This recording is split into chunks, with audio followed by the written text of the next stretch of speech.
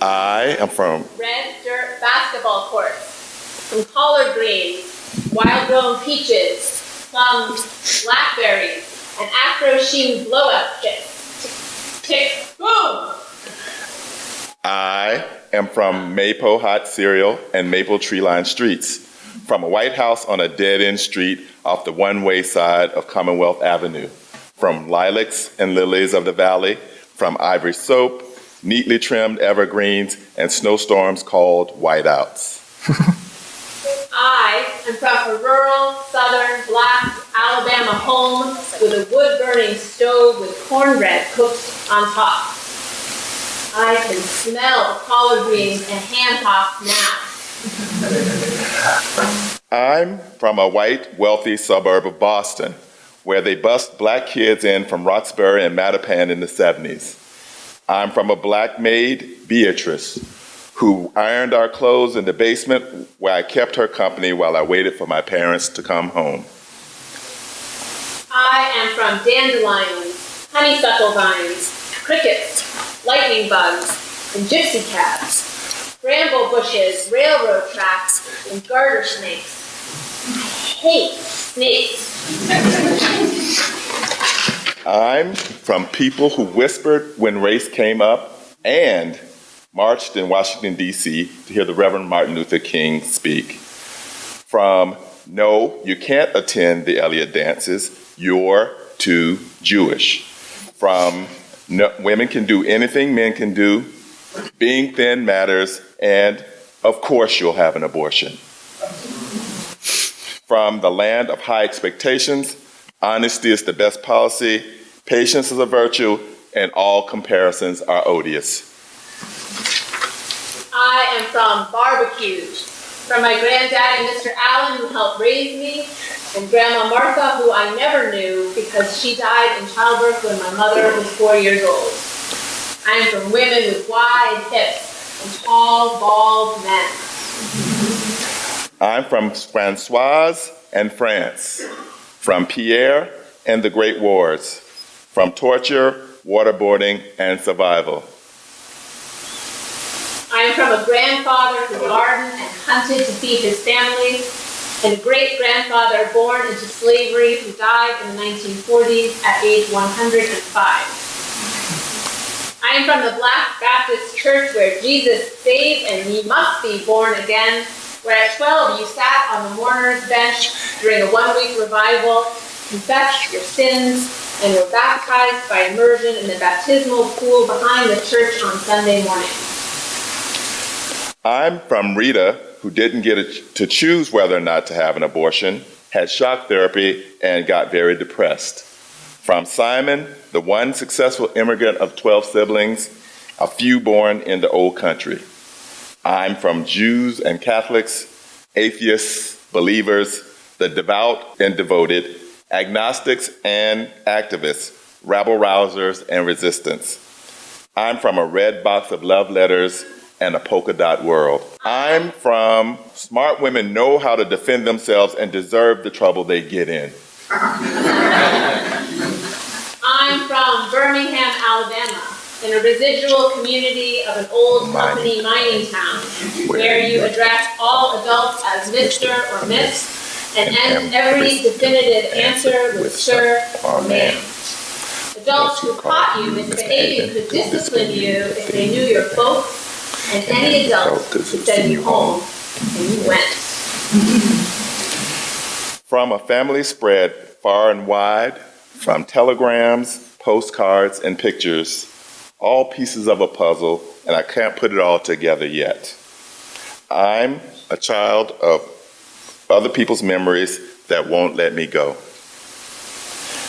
I am from an older brother who lost an eye to a broken branch from the persimmon tree being shaken by my grandfather. From the sister who gave birth at 14 years old, raised that child to a man who was in his 30s who now has a 6-year-old son, making her a grandmother. From the mother who died young enough that at my next birthday, 54, I will have lived as long as she did. I'm a child of other people's memories that won't let me go. I am from a black family, black meaning, black love.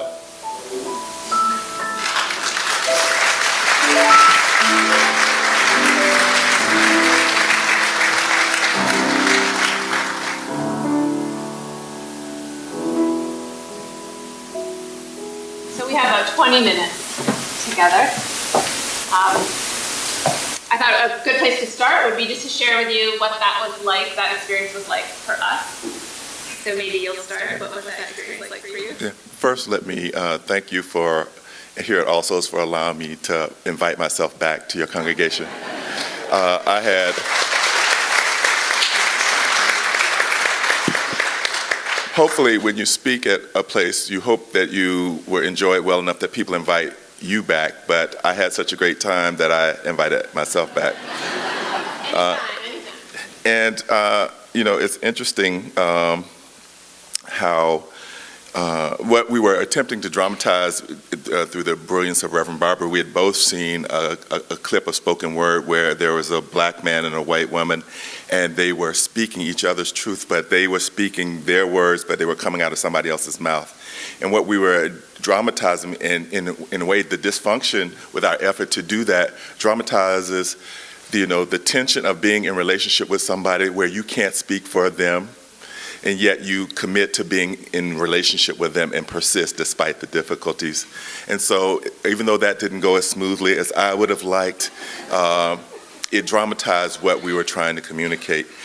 I found it to be providential that things come to me, and if I wanted to test this brother's generosity, I'd ask him for his shirt, because his shirt says the head and the heart, and if I thought it would fit me, I'd ask him for it. But it reminded me of something that Dr. King said, is that the head and the heart have to work together. The head can never be right when the heart is wrong, and likewise the heart can never be right when the head is wrong. And so I thought about the integrity between head and heart. And so the relationship between Reverend Barber and I that came about, if she tells you the story, it almost feels providential, but it's been a mutually edifying relationship as we struggle with deep, meaningful issues in our society, like race, like gender, like patriarchy, like homophobia. And so the tension that goes with wanting to do well, but not doing as well as you like, but being committed to give your best effort anyway, is what that experience felt like for me. I just learned that you're a little bit of a perfectionist, aren't you, Dr. Parker?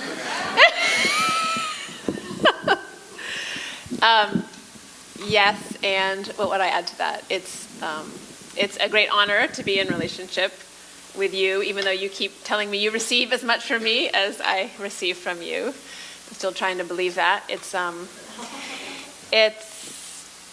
painful, right? So it was painful for me even to write it and share it. The part about having grown up with a black domestic in my home is something that I used to not be able to say out loud. So to say it out loud in front of all of you and to share that with you, a friend, is it's still this process of getting over this white guilt and white shame that I think most white people still carry. The activist women, African-American activist women I met over this weekend were really clear, like, get over that, like whatever it takes, because, I have compassion for you, and at the same time, like, don't let that hold you back. And it did silence me for a huge part of my life. So I'm just so grateful. There's this part where white people have to do their own work. That's totally true. We can't rely on people of color to educate us, but it's a huge gift to be able to be in relationships with the people of color in my life, because there's like some other dimension of liberation and freedom that happens through this kind of dialogue. And that same template has been applicable in my life as I seek to deconstruct the male privilege that I hold as a man and to work through patriarchy, or the privilege that I hold as a straight man working through homophobia. And the tension that goes with being in relationship with people who are different from you and deconstructing your ability to otherize those people and thereby marginalize them. It is the requirement that you be in relationship with people and understand that their cries are not always just, but they're always worth listening to. Howard Zinn said, the cry of the poor is not always just, but if you don't listen to it, you won't know what justice is.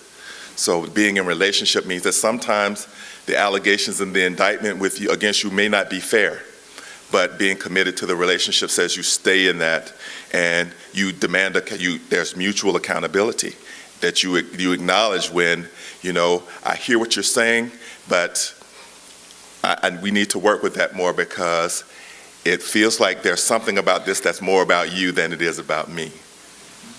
Yeah, you're bringing back a really painful memory. It's interesting. I remember being I did my internship in California before I came here to Tulsa, and I was in a circle of ministers. It was mixed, majority white, but some ministers of color, and a white male minister. I don't remember what the question or prompt was, but he said, "I'm not a feminist." And I was like, I felt like this kick in my gut. Like, how can you represent our faith and represent truth and equity and freedom and justice for all, and say that to all the women in this circle? So for me, I heard Dr. Parker first on the radio, and I had never heard anybody, female identified, male identified, I never heard anybody speak so directly, honestly, and powerfully about a woman's inherent right for autonomy, right? Which is what these issues are about for me, about a woman's autonomy. And then it's only become more meaningful to learn more about who you are and your own journey, and to have you speak so clearly. So then I do feel like this reciprocal thing, you offer me that, and I do want to offer in return to you a white voice for racial equity in the world, right? Something that I can do. That's that speaking for each other thing we were trying to dramatize, right? We need each other to speak on behalf of each other in the places where we're still oppressed by the society at large. And for me, it also, having relationships with people who reside in the area of difference where I need to do my work creates accountability, but it also is a light that shines on my blind spots, because it challenges me, and I think us, when we acknowledge it, to identify what is a very strong impulse in all of us, and that is, none of us like to knowingly embrace a position that we know to be wrong or inferior, and because of that, when the light is shown on something that we might need to work on, there's a strong tendency to self-vindicate. There's a strong tendency to explain away our limitation, and the only way to overcome that is to be in relationship, honest relationship with people across the difference across which you hope to build a bridge. Because you cannot build that bridge if you're not willing to acknowledge if you're not willing to assess the quality of the materials that you're building with. Because you've built a very superficial relationship. Under the weight of that relationship, when it inevitably comes, the bridge won't hold up. Yeah, I'm just going to name one more thing about a relationship, and then maybe start reading the questions. There's something we realized in conversation just the last 24 hours, that in our chosen careers, there's an interesting role reversal in our lives, and that I chose a professional role as a minister that is not a role that my family would see as powerful, that would respect or see as powerful. I was supposed to be a doctor or a lawyer, and a little bit in reverse, Dr. Parker, born to the ministry in many ways, powerful speaker, would have had a lot of power in the Christian church. Obviously does have power also as a physician, but there's an interesting balancing of power in the role reversals that we represent. Especially when you end up operating in spaces where traditionally you're not supposed to be. When we look at the workforce and the lack of diversity in the physician workforce, there are people who would be much more comfortable with me having a trajectory where I would have been passing the ball to Kevin Durant last night as they defeated the Golden State Warriors, right? But instead of passing that ball, I spent more time reading and studying science than I spent dribbling a ball. And so, I've had people who marvel at my presence in medicine. And again, when I look at Reverend Barbara and the defiance of the notion that God can only speak through a man, a white man, a Protestant, and all of the things that she's not. And when I hear her speak, I would dare anyone to tell me that I'm not hearing the voice of the divine when she gives forth of her wisdom. And I've had male, thank you, you can clap for that. Dredging up all these bad memories. I remember a male Protestant minister staring me in the eyes and saying, well, none of the apostles were women. And he was dead serious, dead serious. You remind me of what Soldier of Truth said when someone said that women shouldn't have rights because Christ wasn't a woman. To which she said, where did your Christ come from? Yeah. Where did your Christ come from? Yeah. He came from a woman and Born God. of a woman. Man had nothing to do with it. Yeah, that's a good one. So along these lines, there's a question. You are a tremendous male feminist role model. Who else should I be looking to for guidance on how to be a male feminist? I think there are people who rise to the level of celebrity, but probably my favorite male feminist that in terms of guidance, if you're looking for somebody in terms of their thoughts, would be Frederick Douglass. Frederick Douglass was one of the first, at the earliest conventions for women on voting rights, and Frederick Douglass was one of the earliest people to deconstruct privilege on the basis of gender and race. There are a host of other folk who are doing writing. There's a guy by the name of Martin Kimmel. This is a contemporary writer. I just spoke in Massachusetts about 2 weeks ago, and someone gave me a book by the name, it's called Voicemail. M-A-L-E, Voicemail. And it's a compilation of readings about men who are doing critical work around healthy masculinity, deconstructing things like sexual violence and domestic violence, and the role that men play in advocacy around neutralizing gender discrimination. But I think,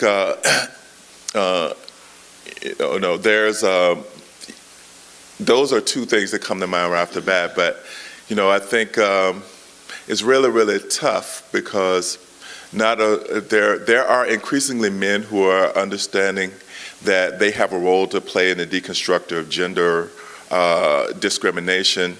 But what I would say to you is one of the things that men who do this work should understand is that it's not from a place of charity that you should do this work. It should be from a place in the quest for a fuller humanity. Right. What you have to understand is if you participate in gender disparity, is that you're foregoing part of your human development. I was sharing with Reverend Barbara, I'm going to go to Copenhagen in May, and they asked me to write a couple of blurbs to promote this conference called Women Deliver, and it's looking at the development of women internationally and what is the value of doing that. And the thought occurred to me when I look at what patriarchy and misogyny has cost us. Women make up 52% of the world's population. Due to misogyny and patriarchy, we've foregone 52% of the brain power and wisdom that's available to us to address the issues that plague us as human beings.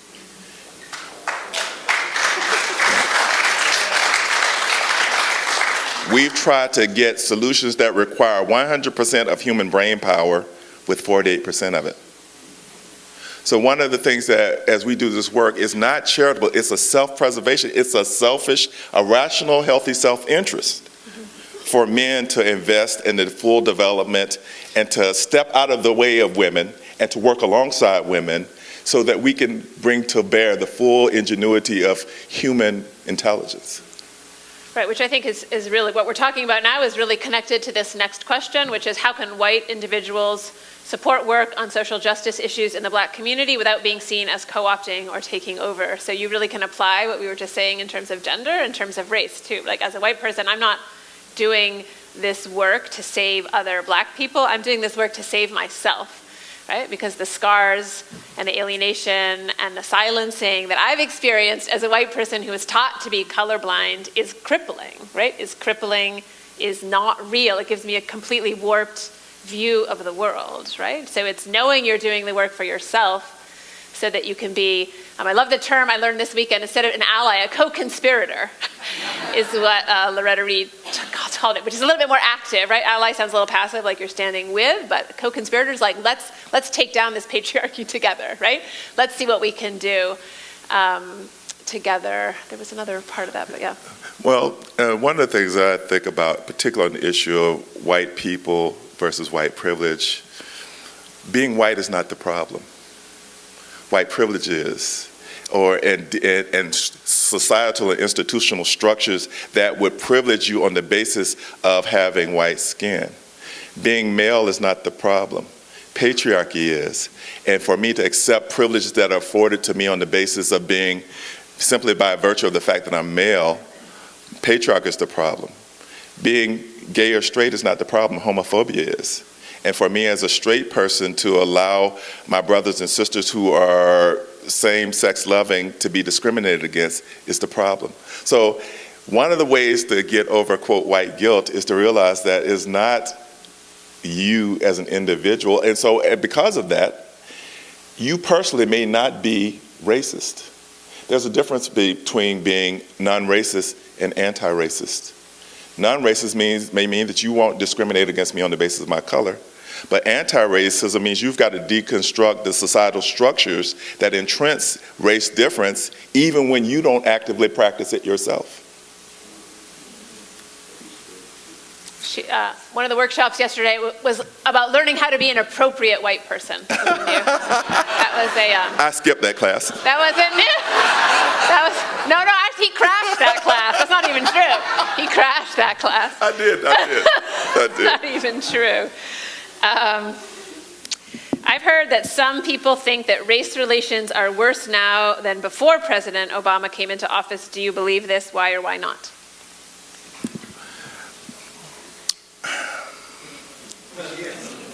What I think is President Obama's candidacy disabused us of the notion that we're better on the issue of race than we actually are.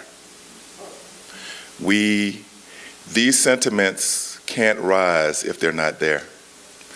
That a few people have racialized some of the bigger problems that we have that are that make us all feel insecure. I think it's unveiled what we can default to if we don't mindfully work on the issues that are woven into the fabric of our country. I think you don't have to be actively practicing racist to become anxious and afraid and then to default to whatever, to participate in something that maybe in general wouldn't speak to your character. It may not be that you tell the joke with the N-word, but it may be in your frustration you become more tolerant of the person who does. So I would say that in some ways, President Obama's candidacy has been more diagnostic for us as a society and revealed to us how much work we have to do. But I don't think he has exacerbated the problem of race. I think we need to, you can't treat an illness that you don't know you have. Racism is an illness.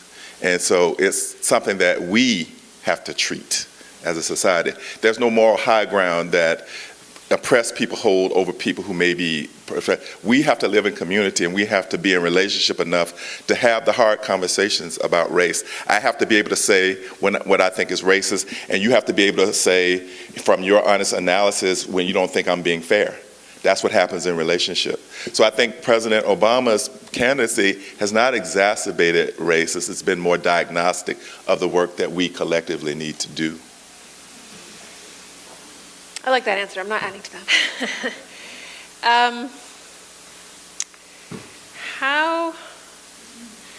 How do you have healthy, respectful dialogue with people who are anti-abortion? Where do you find common ground? Have you ever had one of these conversations lead to greater mutual understanding versus frustrating argument? What was that line? I've tried to find what Dr. King preached a sermon called Loving Your Enemies. And one of the first things that he said is that you shouldn't have enemies, you should only have opponents. Because if you have an opponent, there's a part of you that embraces. When I play chess, I have a chess opponent. I don't kill my chess player. My goal is to out-strategize and to win the game of chess. When I think about my conversations with people who disagree with the fact that I provide abortions, I try to start with a governing principle that the Mahatma Gandhi expressed, where he says, honest disagreement can be the beginning of progress. So the disagreement has to be honest. If it's going to be honest, we have to get rid of all the false equivalencies. That we differ on abortion is more than just a matter of opinion.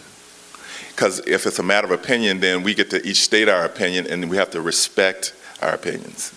But when it comes to the issue of abortion, or about what agency a woman should have over a biologic process going on in her body, and what should be my right to assist her in accomplishing that goal as a physician, that is more than just a matter of opinion. So one of the things I try to be mindful of is I'm not willing to argue. I'm willing to be in spirited debate. I'm willing to establish the ground rules of what we're going to consider evidence and about how we're going to engage each other. But I've not found people who are willing to talk to me more than they are willing to talk at me. I found that on the issue of dealing with the reality of how biology and reproduction works, and then dealing with the kind of non-distinct, non-black and white realities of reproduction, that people who can't deal with those realities are more interested in defaulting to cliches. Life begins at conception. Abortion is murder. And those things inflame and they disconnect critical thinking. So I've not really found people who are willing to be in true relationship because in some ways they consider themselves to be morally superior to me. So they figure there's no reckoning with me because I'm morally reprobate in the first place. So I keep looking for those opportunities to have real meaningful dialogue. But I continue to walk with an open hand, because the guy Mahatma says you can't shake hands with a closed fist. So I've been interested in de-escalating the noise by realizing that no matter how loud you say a thing, no matter how frequently you say a thing, content-wise, if it's not valid, your volume or your frequency doesn't change the nature of the issue. So I think the volume is going to get turned up, and I think it's not going to get turned up in a productive way, because abortion has become a political issue and a moral issue when it's really a health issue, and it's an issue of personal liberty and privacy. And because it's become a political issue, in this quest to make sure that whoever wins the White House doesn't create the political climate to have the swing votes, I think the noise is going to get louder and it's going to become less productive. I do want to add something to that, and I can't believe we're running out of time already, but I think I'm just remembering I was a midwife before I was a minister, many of you know, and I think the most open conversations I had were with women who I was serving as their midwife. So it's interesting, as a direct entry home birth midwife, I was serving people on both ends of the political spectrum. Very liberal and very conservative are the same kinds of people who will approach a midwife for care. So people who are very much pro-life and people who are very much pro-choice. But there's this part of a woman's biology and embodiedness that is just so real that it can't be contained with these little truisms and arguing points, what we get on these media news bits. So I think when you have a real conversation with other women about their reproductive histories, you hear all kinds of stories and all kinds of decisions and all kinds of choices that are full of joy and full of pain and that don't fit into the political debate at all. So there's something about steering away from the abstractions that to me is really real in these conversations. And those are the people I want to be in conversation with, who will talk about reality Because one of the most exciting things at this conference is women are starting to come out, just as in the LGBTQ movement, people had to come out, and you had to realize it was your sister and your aunt and your cousin and your neighbor and your boss and your colleague. 1 out of 3 women in all religious traditions are having abortions. This is not some other women. Look around you, 1 out of 3. But we are silenced. We are silenced by the dominant culture, which is a white male patriarchal culture. We are silenced. We don't trust women. Our laws show that we don't trust women, or these laws that are trying to be passed. We don't trust women, right? Supreme Court justices don't trust me to make my own decision about what happens in my own body. So it really is about us telling our stories, and it's time. One last thing, I was just, as you list off the litany of demographics of the people who are in the way, white, male, patriarchal, it could be really easy for white men in here to say, you're talking about me. But that's not necessarily, it could be you, but it doesn't have to be you. It's up to you. In the same way, when yesterday, you remember when we did a session on abortion and spirituality. There was Bishop Selders, who's going to be across the hall that we're going to go to. Go in a minute. And my one of my colleagues, a woman by the name of Sadia, who's a queer, a Muslim woman. And so when she made an indictment that was based on male privilege, she looked to either side of her and said, no offense to the men on the panel. And I said, you know, those kinds of things are like shoe shopping. If the shoe doesn't fit, you don't try it on.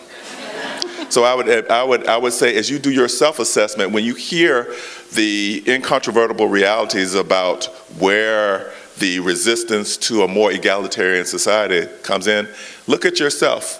And if it doesn't fit, say, I hear that, but that's not me, or I hear that and I think about my behaviors, I don't want that to be me. What kind of work I need to do? We probably should go. I'm going to do just one last question. Is that good? Okay. Many years, just because you need to hear Dr. Parker touch on this, but you can't go on too long. Many years ago, someone familiar with the working of the Florida legislature said, quote, you have to understand so much of anti-abortion is about sex, i.e. the sexual act. Would you please address this? Yeah. Just human sexuality is this big experiment, that's what I say, so he's got a great perspective. Well, it's interesting to me is that the people who oppose abortion and who also oppose contraception and medically accurate sex education, you can't be against abortion and the prevention of pregnancy, because the only thing that those two have in common is sex. It really becomes about controlling the sexuality, and it also becomes about controlling the sexuality of only one half of the equation, because a man can have sex and 6 to 8 weeks later he won't be puking his guts out if he had unprotected sex. But a woman can have sex and she will have physiologic changes, and before long her body will change image. So in the quest of being concerned about the sexuality of women, it becomes very evident that prohibitions against abortion and against the very things that would lessen the need for abortion come down to being about sex in general, but sex in particular of the sex of women. And so we've got to reckon with that and not be so preoccupied with what it means to control the sexuality of women. And I think before we can come up with solutions, we got to be honest with what our concerns are. Thank you. Thank you. Thank you.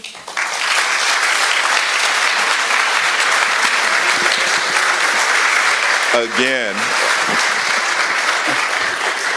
let me thank you for welcoming me back, and I'll invite myself back again soon.